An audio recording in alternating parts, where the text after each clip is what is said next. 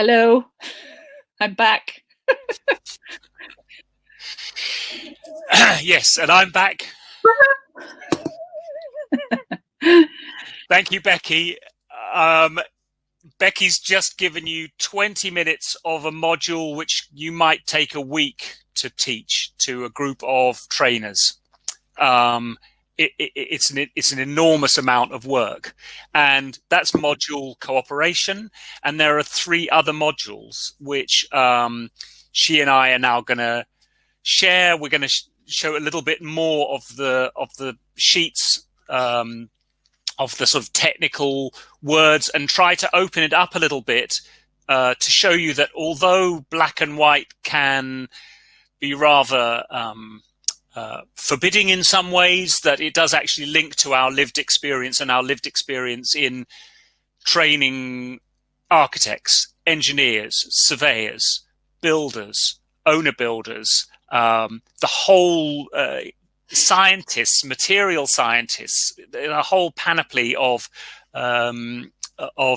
different activities that are around the building and earth building world. Morgan, can you give us our first slide, please?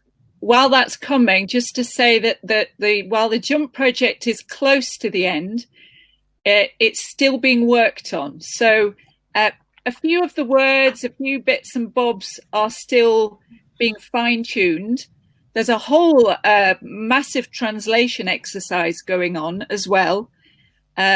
We have a memorandum of understanding that we're working on. So it's not over. It's still work in progress.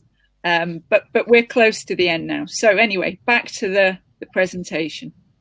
And as with JUMP, so with the other early learning units that we did, they're in 8 different languages already. We're still waiting for someone to put them into Arabic, someone to put them into Urdu, someone to put them into Shona, someone to put them into, I don't know, Mandarin. The point is that all of these things are out there. They are free to download, free to read, free to look at, think about, and then use, because they're just tools. So Becky's talked to us about sustainability, about cooperation, and now we're going to talk to you about the module sustainability and teaching and assessment. Can we have the next slide, please? And yeah, go on, Becky.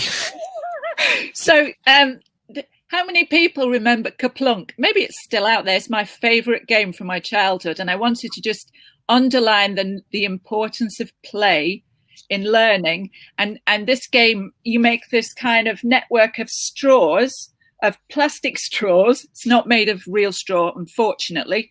It could be Dorodangos and pieces of reed, obviously, in a better version. And then you have these like marbles, and you have to pull the straws out one by one until all the marbles crash down to the bottom. And I'm not going to explain what that metaphor means, but I'm going to leave it with you, and you can all imagine what the importance of that might be. Carry on. Next. Here come the spreadsheets. Whoa! Yeah, Whoa. so this is so it can look a bit dry. Okay, you look at this sheet and you think, wow, that is a lot of black and white. But I hope as we go through the slides that we can animate it a little bit. And again, Becky's had 20 minutes to animate one module, and we've now got 20 minutes to fill in the next 3. So you can see that we're going at quite a pace. Okay, next slide, please, Morgan. The point about these sheets is that they divide into 3 things: skills and knowledge and competence. So skills is what you can do. Knowledge is what you know. And competence, what do we call competence, Becky? We call it responsibility and autonomy in JUMP, but it's the same as competence. It shows we understand what we've learned and we can put it into practice. And so when you're on a building site, competence or autonomy is about what you can do that you don't need to ask anybody else. How do I do this? You can just do it. And that leads you to the point where you can help others to understand what you know, and you can show them a way. Next, please. Next, please. You've jumped one slide, Roland. You need to go back to your soup. There you go. Okay. Yeah, I can now see that. Okay. So this is the, oh, no, it's just jumped forward again. Oh, I can see it. It's a little bit slower for me. Okay. So now we're looking at the responsibility and autonomy of the unit sustainability awareness. And so this is more about the personal, and so I've just picked out one line, because sustainability can mean absolutely anything, as we know. It could be economic or political or physical or global. Sustainability is a very overused word, which we understand. But in this case, I've just picked out the first line of responsibility and autonomy, which says, as a trainer, apply self-care before, during, and after a training. That means that you've eaten enough, that you're not feeling hungry or thirsty, that you're comfortable, you're not overworking yourself, you're sleeping properly. And these are very obvious things which you know as a trainer, that you don't want to go into a situation thinking, oh, I really need something to eat now, or oh, I wished I'd had a proper night's sleep and hadn't gone out partying last night. They're very clear, obvious bits of guidance, and so when you're training somebody else, you're just making sure that they understand those things and they have the autonomy to realize what it means to them. Do you want to pick out another line from that, Becky, or comment about it further? No, just let's keep going. It's great. Okay, and I mean, each of the lines below, inspire and be an example, are all part of the of that autonomy that we're talking about. And so below the autonomy, there are two things. There's the knowledge of knowing those things about that you need to eat properly and sleep properly in order to be able to train properly. And there's the skills to know this is the moment to go to bed. This is the moment to put on the soup. And so what I've done with this is that I've picked out another two lines. So perspectives, life-affirming worldviews, traditional or indigenous cultures. And the image that I've chosen is of rammed earth walls in Morocco. And these are highly humanly made objects which define space. So it's a very, very human activity. In this case, these are bigger spaces than just buildings. They are defining spaces over a whole landscape. And so that speaks to ownership and control and all sorts of very, very human things, but done in an extremely sustainable way, using the materials that are there on site at a big scale. So it's the knowledge of those, the use of those materials, of those systems, of those practices, which you can take forward and implant in somebody else's mind. And the skill in part of that, the line that I've picked out, is that you're encouraging questions. You want people to be able to critically take information and use it to their own situation. And that comes through a questioning, a call and response between the trainer and the trainee.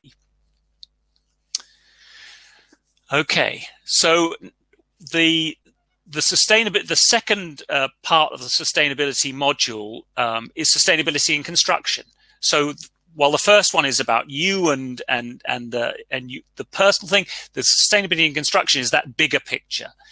So the image that I've picked out for autonomy is create interest in and awareness of the multiple possibilities to use natural materials in a given context. Okay, and so we've picked out this image. Actually, Becky pointed me to this image of training people with a particular material in a creative way, which shows the sustainability of the material, of the use of the material, of people around it. Do you want to say more about it, Becky?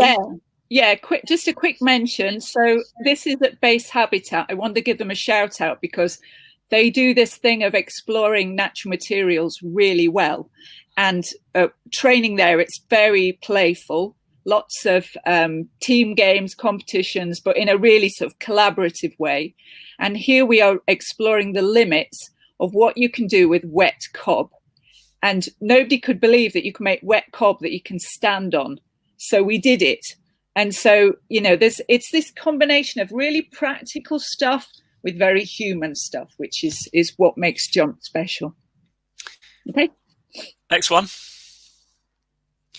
And so the knowledge and skills around that, the image that I'm showing is of a game where you can take these cards that represent different aspects of making things. So transport, materials, production, factories. You can download this off the website, which Louise has very kindly put into the chat line. Go to teachingforchange.eu and you'll find a box called Toolbox. And if you go down the Toolbox, you'll find a whole range of different games and other tools. This is a little game which in the knowledge section, I've picked out how the building industry contributes to climate breakdown and earth overshoot. Okay, and that's what this game is really helping a group of learners to understand. And the skill is to encourage critical thinking in relations to data and testing. Now, I could have picked out any one of the knowledge sections or the skill sections and related it to that slide. So there's lots of different ways of pulling these black and white bits of information apart and using them to say, yes, actually, I do know that. Okay, next one, please. So this is the module Teach, and I've picked an image from proper Clayfest where people have got their hands in a big bucket of clay and sand and straw, and they're being spoken to by the wonderful Athena Steen, who will be up later. And that bit of autonomy is to engage learners and arouse curiosity, creating a healthy group dynamic, because that's how we learn. That is the way that that information is passed across, and particularly in, well, I mean, I say particularly in earth building, but if you've ever you know, been to a regular training session in construction where people are putting one concrete block on the other, it isn't always clear in those situations that a healthy group dynamic is part of the learning process. And this is one of the things, this is a big part of Jump, to draw these threads out. Okay. Yep. And the knowledge and the skills, again, this is from the fantastic Clayfest in Wexford in Ireland from a couple of years ago.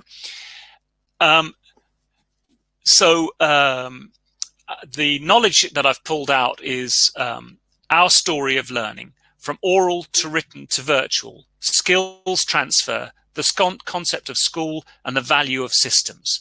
Now, you might think about that in so many different ways, depending on whether you're teaching a group of first-year architects in a university setting, or you've got a group of school leavers and you've got a pile of mud and some shovels and some wheelbarrows.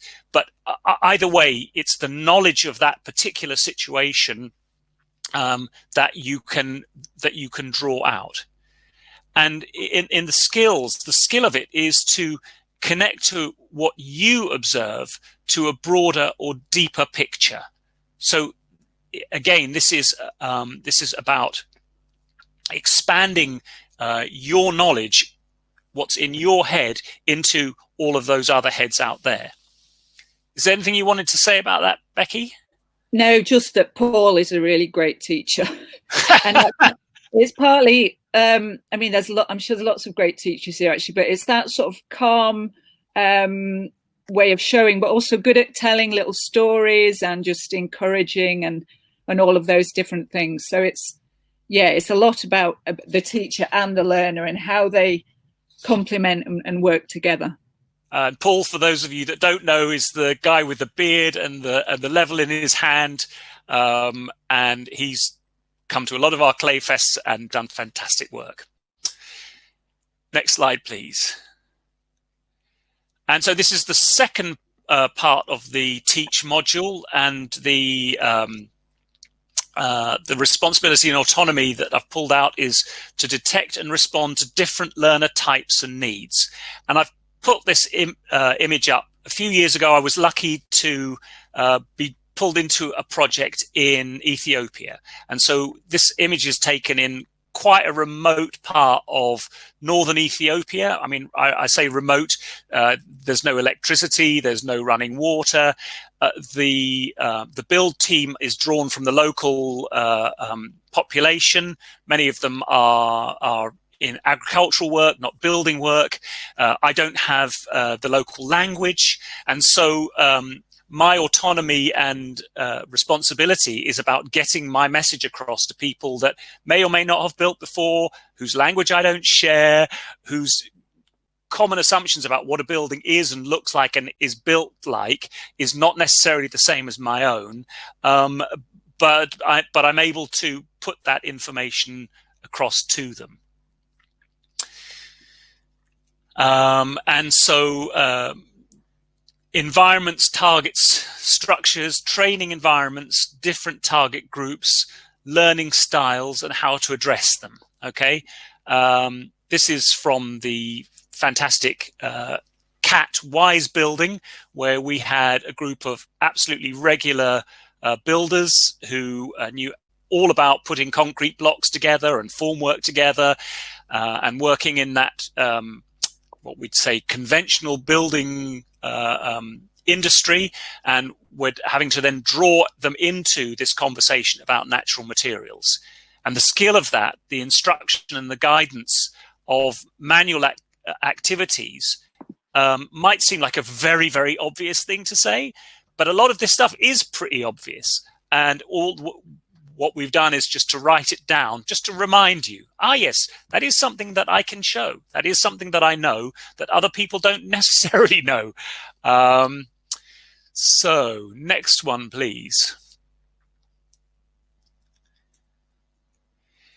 Yeah, this is my favorite. This is my favorite image of all, really, because it comes from an exercise that we did on a practical session with the jump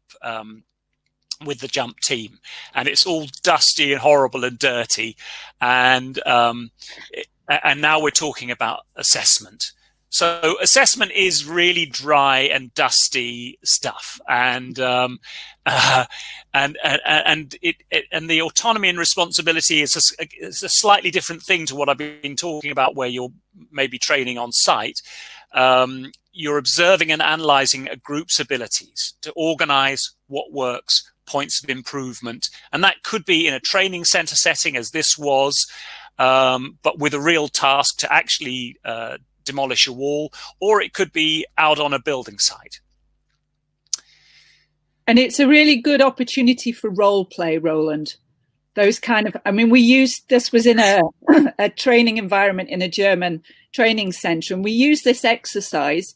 Again, it's that thing, we used it to teach so many aspects of jump, but a really successful thing was this role play, where we took we worked in different ways. We worked collectively, not collectively. Some of us were more hierarchical, and we got the juice, we got the maximum value we could out of quite a simple task.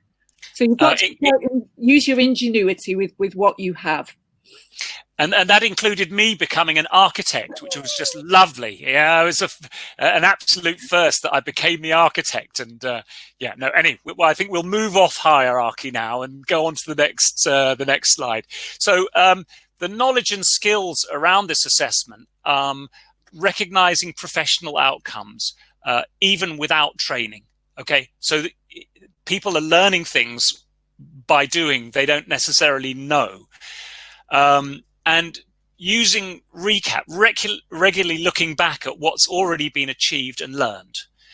So this is the fantastic Colin, who was setting up for Clayfest, our very first Clayfest in 2015, using a digger to mix a big lot of cob up. And he's using the skills that he has with machinery, with materials, with water and clay, and you can assess that. You can look at that and say, yes, he's doing this, this, and this, obviously from the very basic health and safety aspects through to the material that he's producing. So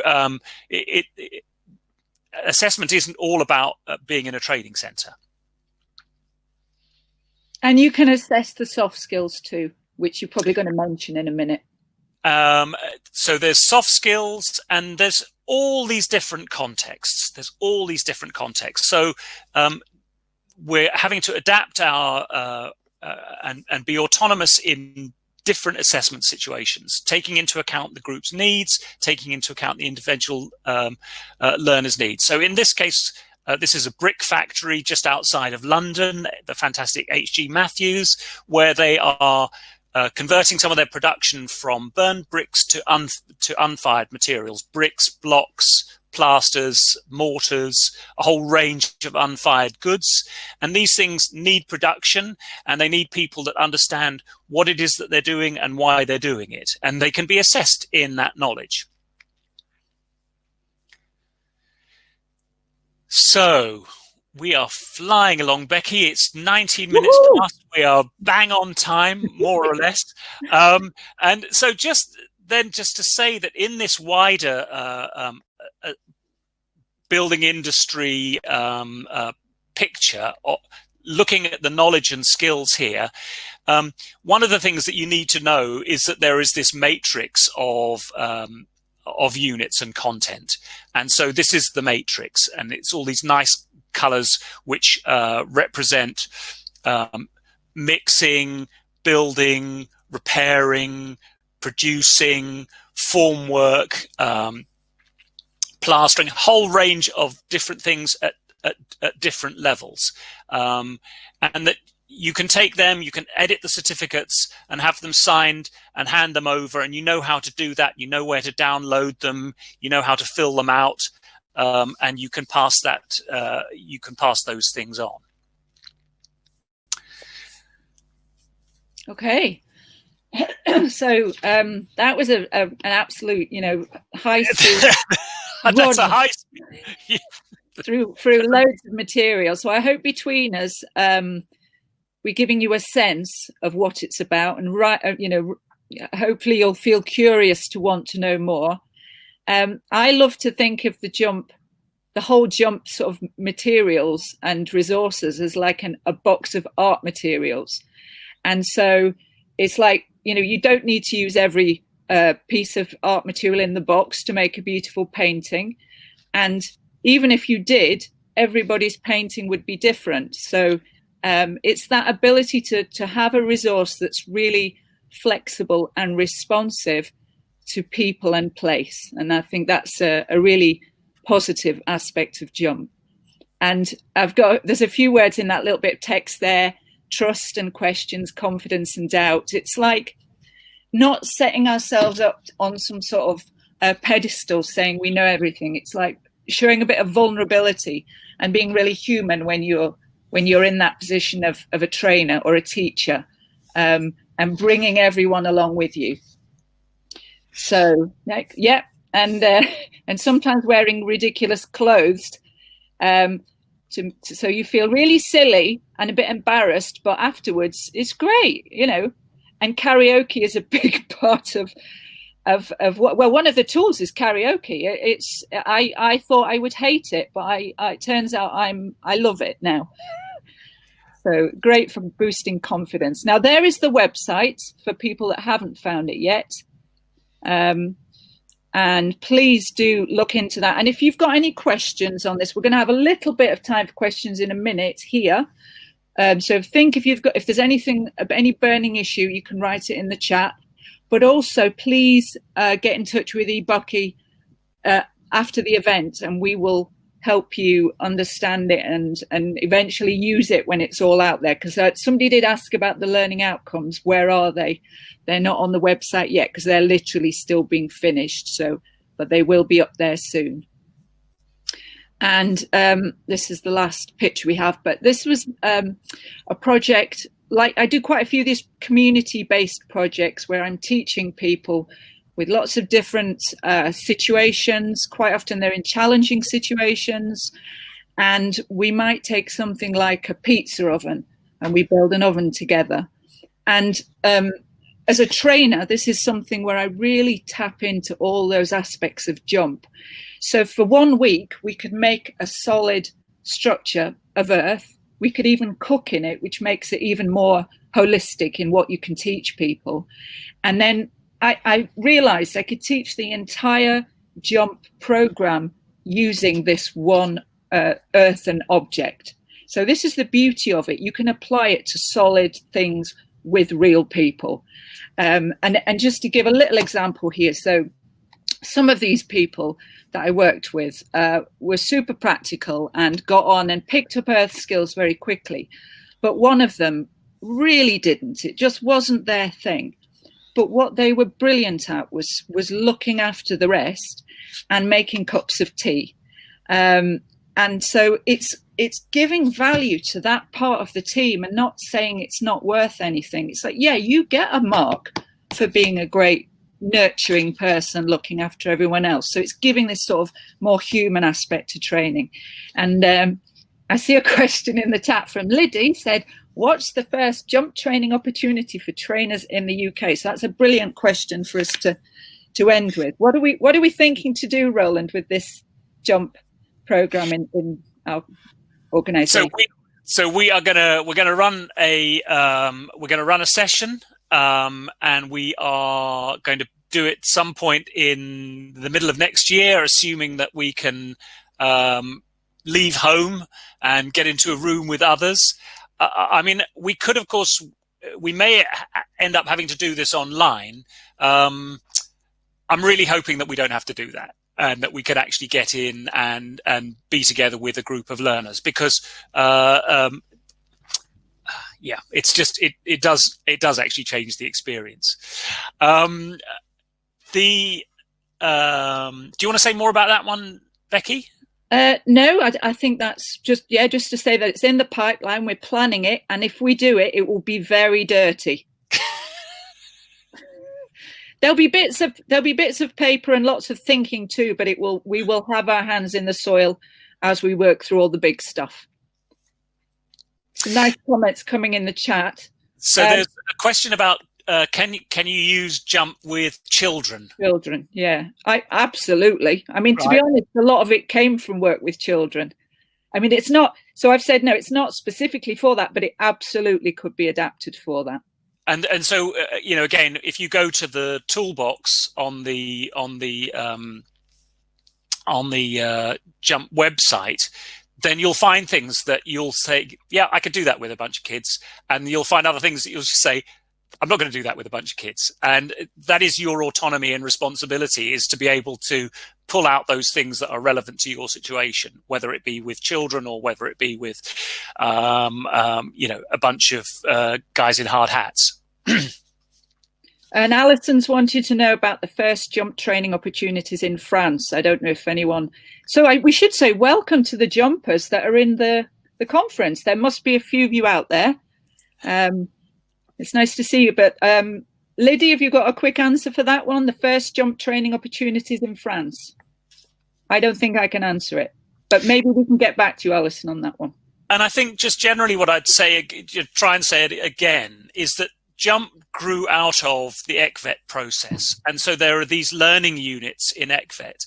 So while the jump units, we're getting towards publishing them very soon, but the ECVET units are there already, and they're very well worth looking at, because again, a lot of this stuff is very, very straightforward. If you look at the black and white and you think about what it actually means, and whether you know it or you don't know it, it tells you a lot about your autonomy and responsibility.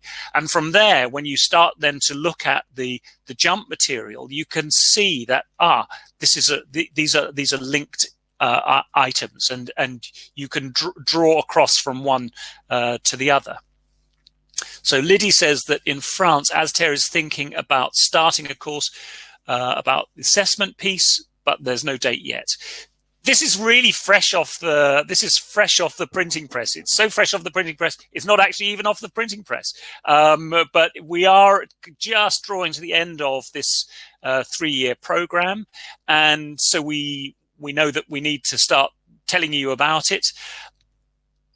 Use the website, use the tools, begin to move into that sort of headspace a little bit, and we'll catch up with you soon. And there's lots of questions from further afield about if the US can jump in, and the New Zealand are looking to use it in housing problems. And yes, it's open. So it will be open source. I mean, the materials as a whole will be out there for people to use. Now, Jump as an assessed award will develop probably in another project, but certainly the materials are coming, if not there already, for everyone to see. And again, the ECVET materials are there already. Draw them down, have a look at them, print them out. And keep in touch with us about it. We want to get the whole earth jumping, said Liddy. Yay! Great. Okay. So thank you very much, Becky. That has been so much less nerve-wracking doing it with you than... We never did this before. We're like seat of the pants, but I think, yeah, okay. All right. We've done a bit of this sort of presenting about it in a room, but it's a bit different on online. Not in a conference. Right, okay, I think it's our time to leave now, isn't it? It's our